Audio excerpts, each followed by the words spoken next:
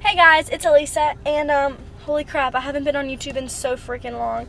I'm actually going to be doing a request that I received on March 31st, and I already apologized to the kind of man that sent this. I've been up to my neck in homework. I'm actually in my car now because once I get into the dorm, I'm going to be studying until I fall asleep. So I'm going to knock this out and then go do homework. And another side note, if you guys ever want to make my whole world turn around, feel free to compliment my hair growth. As many of y'all know, I had long-ass hair. Like, I had the longest hair in my senior class. And I went crazy on December 31st, and I cut it all off to be a new woman for January 1st. And I cut it up to like here, and I loved it for like a week, and then I hated it, and now I'm miserable because I want my hair back. So I've been doing everything under the sun to make it grow faster.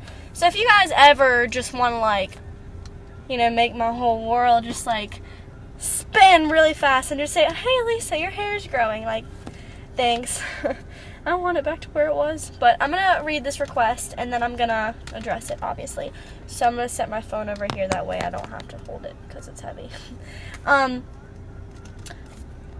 Lisa, thank you for putting out your videos. They've been really helpful and you've got such a fresh view on things. Thank you. That means a lot.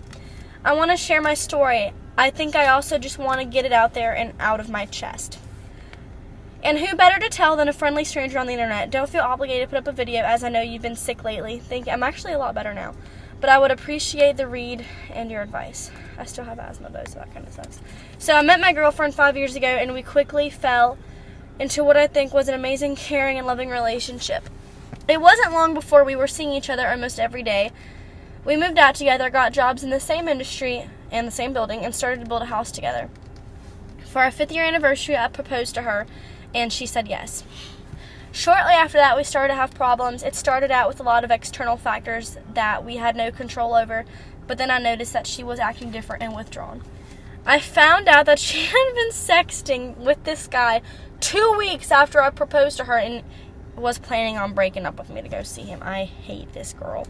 I was devastated, but wanted to give us another shot. She does not deserve you. She didn't know what she wanted. We broke up 2 days later, but then both decided to go to couples counseling.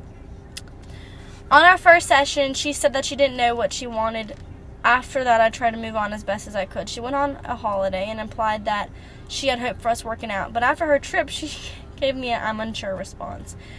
I told her that I still love and care for her and that I want to make things work, but I can't pretend to be friends with her right now. And you shouldn't do that at all. She's been acting extra nice around me at work and wants to come over and chat a lot. Sometimes it'll be about things we need to talk about, but other times it's about what she's been up to lately, which I'll try and cut short. Good. It's been about 2 months since the breakup, and being in limbo for this long is starting to take its toll. I'm thinking when she reaches out to me next week to suggest hanging out somewhere neutral and seeing how things go, build up those feelings of attraction again. Previously, when I asked what she was doing, she seemed really interested, but when I invited her over to my house, we're living separately with our parents now, she said that she was hesitant about coming over because my parents knew what happened. She probably still loves me, but she's not in love with me. I'm gonna bookmark that sentence right there. It looks obvious that she's leading me on, but I don't know why she wants to do couples counseling. I hate this woman. I get the feeling that she wants us to work out deep down, as she's always the one who's contacting me. And maybe by casually dating or meeting up in between counseling sessions will be a lot more beneficial than just doing nothing. It's hard to cut her out completely from my life as we work together and have a joint mortgage. I want things to work out with counseling, but I'm just not sure. Well, that's my story from a very confused guy on the internet, hoping that this mess of a situation can be fixed. Have a nice weekend. Do get better. You're really sweet, and I like you a lot, so I'm going to give you the truth. You're obviously a lot older than me if you have a mortgage. I live in a dorm, so I'm not always comfortable with telling adults what to do in regards to their relationship. And let me just stress that I'm not certified. I'm not a certified counselor. I don't have my degree yet. I'm not, this isn't my job. I don't get paid for this. It's just a hobby that I do. So don't, sue me or anything, but I actually read this to my parents, and because my mom she used to do counseling with me. So we kind of we're both on the same page and we both agreed on the same exact thing. She is an awful person. And not my mom, this girl. My dad and mom both said the same thing. She is just using you. I specifically said that she's using you as a home plate. Like when you play baseball and you're safe at that home plate or whatever. I don't really know the rules for baseball that well. But She wants to move on. She wants to let go. She wants to experience other things. That's why she was cheating on you. That's why she was sexting someone else. And you were nice enough to give her another chance, and then she still messed that up. She only stays with you because she's comfortable with you and because y'all have been together for so long, and that's because you're her safe haven. You're always going to be comfortable because you're always going to be accepting her back in. You're always going to be taking her back in. She's going to I don't know how to explain it. Do you know that bouncy house? It's like we had one at the dorm the other day because we had this festival thing. It's like a bouncy house, but it's like an obstacle, and there's two things, two rows, and there's a belt that you put around your waist, and you have to run across the bouncy house, and it pulls you back in. I don't know if you know what I'm talking about, but it's two people, they both have the belts, then you count to 3 and you both run forward on this bouncy house, but it pulls you back in. That's exactly what she's doing. She wants to escape. She wants to leave. She wants to move on because you even said she's not in love with you anymore. You said she loves me, but she's not in love with me. That's your answer. You know what you need to do. But just like her, you are her safe base and she is your safe base. She wants to run away from you, but she only comes back because she's comfortable back there. She's comfortable with you. And she always has somewhere to go and somewhere to be loved and somewhere to be accepted whenever the outside world does not accept her. Her mindset is, I'm going to go see if this guy can love me. So she'll run away, she'll cheat on you, she'll sleep with other people, whatever the hell she's doing. She'll sext other people. And then as soon as she sees, holy crap, he doesn't love me like you do. I'm gonna pretend your name is Caleb. I know your name, but I'm not going to reveal you or anything. She's going to think, oh my God, yeah, he's really fun, but he doesn't love me like Caleb does. He doesn't give me the same attention that Caleb does. It's not going to work out with him like Caleb does. So I'm just going to go back to Caleb until I find someone else that I can mess around with. You are just something to fall back on. You are just a pillow. And it is so insulting of you to stay because you're literally allowing her to use you. And she doesn't deserve you. You're putting so much effort into this. You're doing the couples counseling. You're trying to be nice to her and have this small talk and trying to see her every now and then. But you in your heart know what you need to do. And I know that because you've said a couple little words here and there that implied that you know what's right. You know in your head what you need to do. You said, here's a couple of the things that stuck out to me. Let's see. There was 3 things that stuck out. I told her that I still love and care for her and make things work, but I can't pretend to be friends. That's one thing. It's starting to take a toll on you. She's not in love with me anymore. She's leading me on.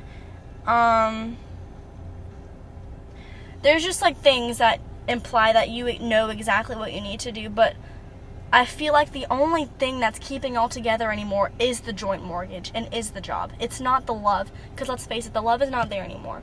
She's only contacting you all the time because she misses you. Coming from a girl's perspective, I don't do this anymore because I realized I was a really shitty person for doing it. But let's say I would get out of a relationship with someone and I would start to move on, go see other people, and then maybe be rejected by them, or maybe it didn't work out with them, or maybe I didn't like the attention that they were giving me, and it just wasn't working out. I would always say, holy crap, I miss my ex-boyfriend. So I would try to run back to him.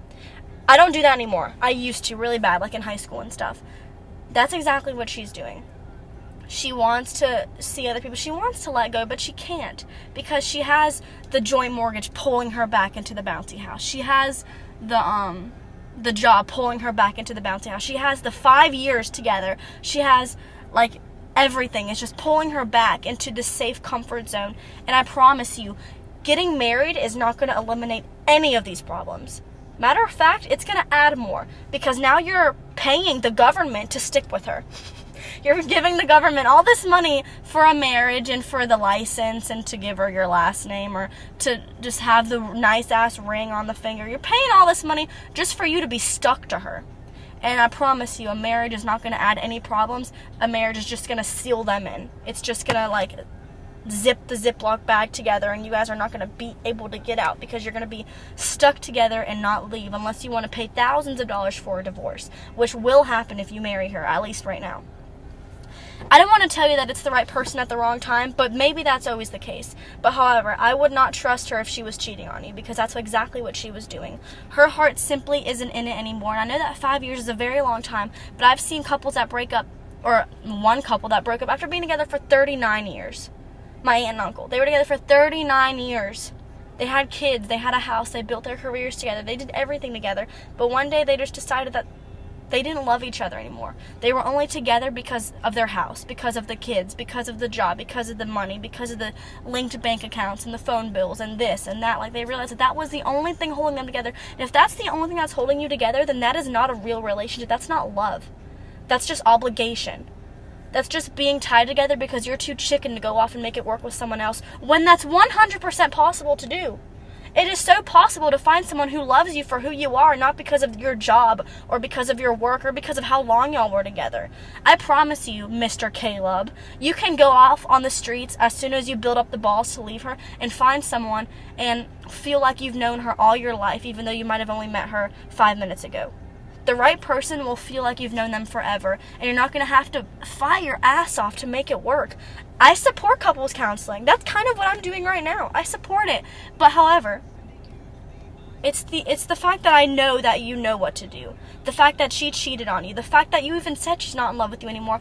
And I'm sorry to say it, but once someone falls out of love, it is nearly impossible to get them to fall back in love. Because they fell out of love for a reason. Because something is broken. Something is not the same anymore. And yeah, sometimes it's okay to try and fix like what's broken. But sometimes it's also better to drop it and walk away. Especially because life is short. And if you're unhappy with someone, if you're having this many problems before you're even married, what is sealing the marriage going to do? It's just going to trap you in this bubble. When right now you have the option to escape. I know you're probably scared, like, oh my God, I'm an adult. And if I don't have my significant other, then I'm behind everyone else. Like, I'm not living right, because at this age I'm supposed to be married. I'm supposed to have it figured out. I understand that that's probably your stress. I deal with that stress, and I'm only 19. But I promise you, being alone is so much better than being with the wrong person. So much better. Because you're going to fall in love with yourself, and she's going to discover herself. And you guys are going to break apart and do your own things and fall in love with yourself and figure out who you are and what you want. And maybe it'll be each other again, and you guys will come back one day and it's all going to work out. Or maybe both y'all are going to go off and fall in love with someone else, and you're never going to have to wonder what to do to keep it together, because it's just going to work. You guys are just going to love each other, and you're going to get married, and the marriage is not going to cause problems. You're not going to feel like that marriage is sealing you into anything. You're going to feel like the marriage is the most exciting thing, because right now I know you're nervous about marrying this woman. You shouldn't be like that.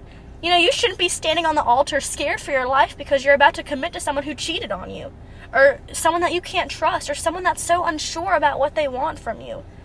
You shouldn't do that. So if I were you, I know it's hard because of your age and because of how far along you are in life. You know, you feel like you need to have someone to tie down to, especially after being together for 5 years.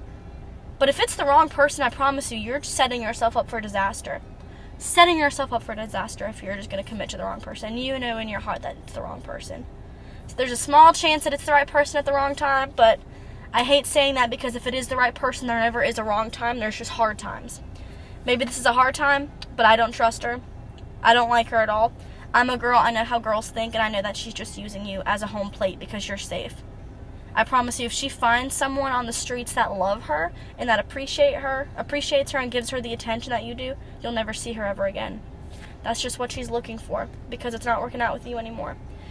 I'm sorry about being so blatant about this, but I really do have your best interest at heart. I really do care about this situation, and I really do want to help, but you have to help yourself. I say maybe go to a couple more counseling sessions, but you need to remember what's best for you. Do what's best for you. And I promise what's best for you is not committing to the wrong person. So if you have any more questions, please let me know. If you want to send me an update video, I'd love to read it. Thank you so much for sending this in once again. And I'm sorry this is a tough situation, but I promise you it will work out.